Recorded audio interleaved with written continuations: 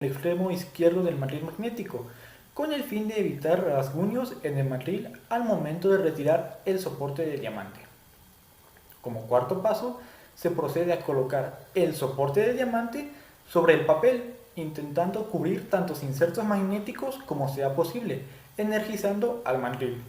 Como quinto paso, elevamos la rueda y como sexto paso, se mueve a la mesa longitudinalmente, de forma que el diamante se desplace media pulgada hacia la izquierda. Como séptimo paso, se procede a ajustar la mesa de tal manera que el diamante quede bajo el punto alto de la cara de la rueda. Como octavo paso, se procede a girar la rueda y a bajar con cuidado la rueda hasta que el punto alto toque al diamante. Como noveno paso, mediante el uso de la manivela de avance transversal, movemos la mesa lateralmente para avanzar el diamante a través de la cara de la rueda.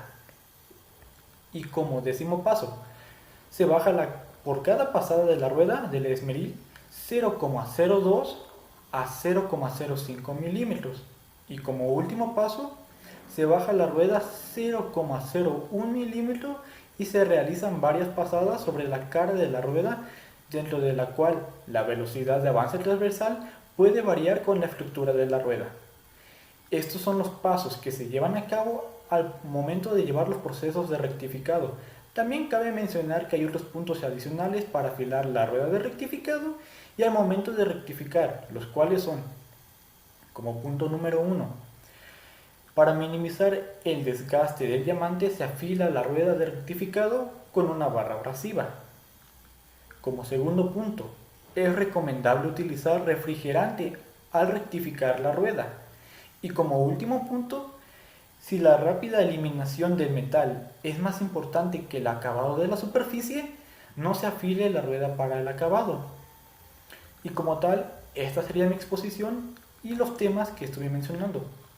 Cabe mencionar que hay algunos aspectos que son de suma importancia y con los cuales deben tomarse en cuenta al momento de rectificar y afilar una rueda de rectificado. Mi nombre es Salma Belén Gómez Santis, soy de cuarto B Mecánica Industrial y el tema que me tocó exponer fue dispositivos de sujeción de las piezas. Como subtema tenemos el mandril magnético. Estos pueden ser dos tipos: el mandril electromagnético, que utiliza electrones para proporcionar potencia en el soporte. Sus ventajas que se tiene son, como la potencia de sujeción en el mandril puede variarse para sujetarse el área de contacto y el espesor de la pieza. Un interruptor especial neutraliza el magnetismo residual en el mandril, lo que permite que las piezas se retiren con facilidad. El mandril magnético permite que proporcione un medio conveniente al sujetar la mayoría de las piezas de trabajo para rectificar. La potencia que este tiene de reducción se logra a través de imanes permanentes.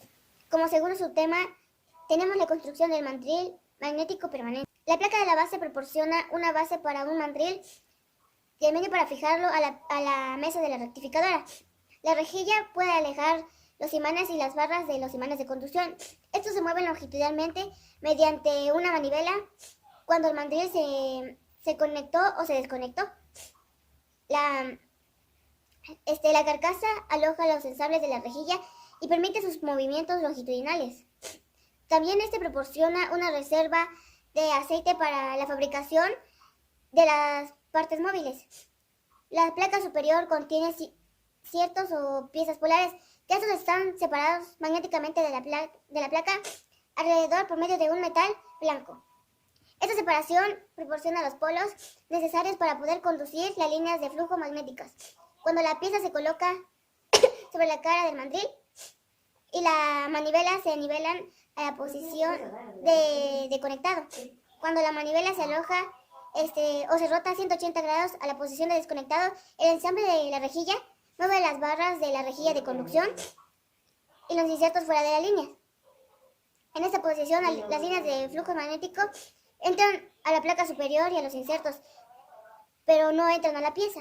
Ya para poder concluir este tema, tenemos los accesorios del mandril magnético. El tamaño, la forma, el grosor definirán la sujeción de la pieza para el esmerilado de superficies. Y la potencia de sujeción del mandril magnético depende del tamaño de la pieza, del área de contacto y del espesor de la pieza. Cuando nosotros tenemos una pieza de trabajo muy delgadita, estos no se pueden sostener con facilidad ni con seguridad sobre la cara del esmeril, porque hay muy pocas líneas de fuerzas magnéticas entrando a la pieza. Y para esos casos, para poder sujetarla bien, se utiliza una placa adaptadora. Los bloques de mandril magnético proporcionan un medio para poder extender la trayectoria de flujo para poder sostener la pieza de trabajo que no puedan sujetarse con facilidad sobre la cara del mandril. Los bloques en V pueden utilizarse para sostener la cara del material, ya sea redondo o cuadrado, pero estos se tienen que hacer, se tienen que esmerilar muy ligeramente. Unas indicaciones para que los bloques del mandril puedan durar más es limpiar profundamente antes y después del uso. Almacenar en una caja que cubra bien. Verificar frecuentemente la precisión y la ausencia de rebabas. Y si es muy necesario rectificar para poder restaurar la precisión, hacer cortes ligeros con una rueda afilada. Cuando alguien quiere hacer un ángulo sobre la pieza, se pueden sujetar con una barra de senos y fijarse a una placa de ángulos. Las abrazaderas se pueden utilizar cuando la pieza no tiene una gran área de contacto sobre el mandril o cuando esta pieza no es magnética. Estas abrazaderas consisten en barras como peinecitos sujetas a una barra sólida mediante el resorte de acero. Esta pieza se coloca a la superficie del mandril entre los bordes con los dientes de las dos abrazaderas. Los bordes deben estar encima del mandril magnético. La cinta doble cara se utiliza con frecuencia para poder sujetar las piezas delgadas que no son magnéticas sobre el mandril para poder rectificarla. Eso es todo. Los fluidos de rectificado tienen dos funciones principales, que es la refrigeración del trabajo de la pieza como tal y de la cuchilla y la lubricación de esta para evitar problemas que a continuación veremos. Las funciones secundarias de los fluidos de rectificado o también llamados refrigerantes es arrastrar rebabas, virutas y la protección a la oxidación de la pieza, haciendo que la pieza, al no oxidarse tan rápido, dure más tiempo y sea más útil en el proceso que va a desarrollar. Aunque a veces la mayoría de máquinas no requieren una refrigeración, es importante refrigerar a la hora de maquinar, ya que se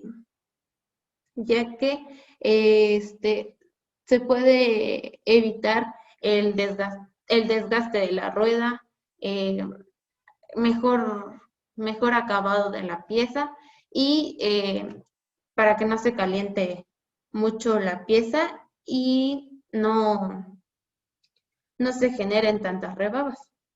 Los principales propósitos de los fluidos de rectificado, como primer punto tenemos la reducción de calor de rectificado, que afecta la precisión y acabado superficial de la pieza y el desgaste de la rueda, haciendo que pues la pieza no tenga un buen acabado.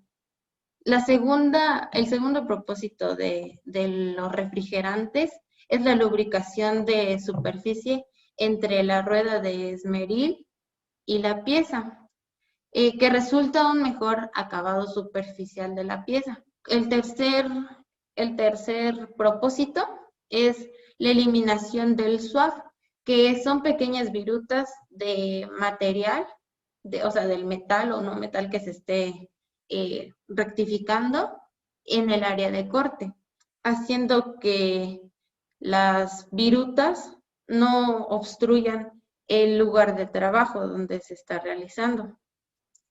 Como cuarto propósito tenemos el control del polvo de rectificado, el cual puede presentar un riesgo para la salud del operador, ya que con el tiempo que pasan rectificando y a un largo plazo puede causar enfermedades respiratorias como tuberculosis, tuberculosis pulmonar, enfermedad renal crónica, cáncer de pulmón y silicosis, que son causados por este polvo.